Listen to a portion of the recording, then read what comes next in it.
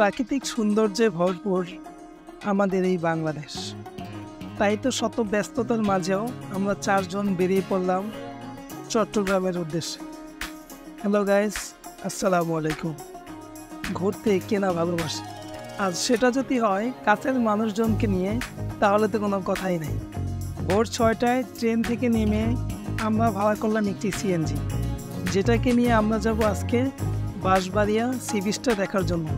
আর এই রাস্তাটা ছিল অসম্ভব সুন্দর, দুই পাশে খেজুরের গাছ, আর এই খেজুরের গাছ দেখতে দেখতেই আমরা চলে আসলাম বাঁশবাড়িয়া সি বিচের দিকে। এইখানে জেটিটা খুবই সুন্দর। যেহেতু আমরা খুব সকালবেলায় এসেছি, তাই এখানে কোনো লোকজনই ছিল না, শুধু আমরা এই চারজন ছাড়া। বাঁশবাড়িয়া সি বিচ ঘোরার পরে আমরা একটু লেগুনা করে যাচ্ছিলাম আজকে আমাদের পরবর্তী গন্তব্যের দিকে। আর এই হাইওয়েতে যেই পরিমাণ হানিফ বাস চলাচল করে, যেটা খুবই ভয়ঙ্কর। যেহেতু সকালবেলা সূর্যের তাপ তেমন নাই বললেই চলে, তাই আমরা রওনা দিলাম জোনার পাহাড়ের দিকে।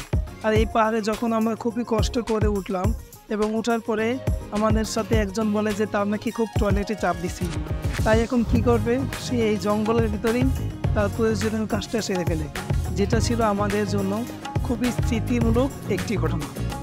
যেহেতু আমাদের হাতে সময় ছিল পর্যাপ্ত পরিমাণে, তাই তো আমরা পরের দিন বেরিয়ে পড়লাম সশস্ত্র দ্বারা 2 ঝর্ণাটি দেখার জন্য।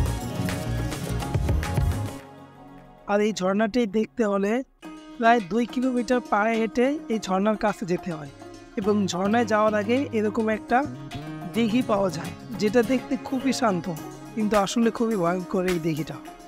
এবং এর পরিবেশটা ছিল খুবই সুন্দর এবং মনোমুগ্ধকর। যেহেতু আমরা এখানে নতুন, এর আগে পরে এখানে আমরা চারজনে কেউই আসেনি, তাই আমরা সবচেয়ে বেশি এক্সাইটেড ছিলাম। এবং আমাদের বোটে প্রায় ছিল 8 জন লোক, এবং তারা 4 জন।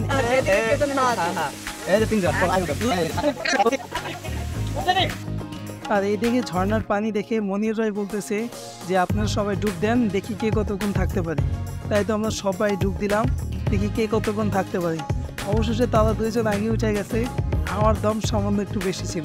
এবং ঝর্ণায় গোসল শেষ করে আমরা চললাম সবচেয়ে অ্যাডভেঞ্চার এবং রোমাঞ্চকর একটি জায়গায়, খৈয়াছড়ি ঝর্ণার 12তম ধাপ, অর্থাৎ সর্বশেষ ধাপে আজকে আমরা উঠবো। কিছু দূর ওঠার পরে আমাদের অবস্থা ছিল ঠিক এরকম, আমরা আর উঠতে পারতেছি না। এই কিছুক্ষণ রেস্ট নিয়ে আমরা আবারও চললাম, এবং অবশেষে আমরা সেই সর্বোচ্চ চূড়ায় উঠতে পেরেছি। এবং আমাদের এই আনন্দ মুহূর্তটা ছিল খুবই চমৎকার।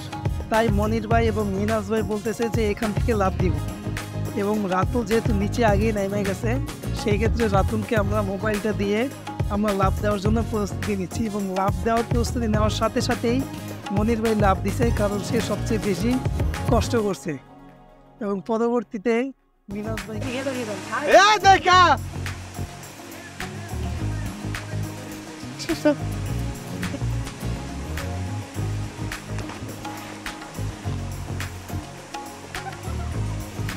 আর এই ঝর্ণার থেকে লাফ দিয়ে আমার মনে হচ্ছে যে আমি এবার আরো অনেকখানে।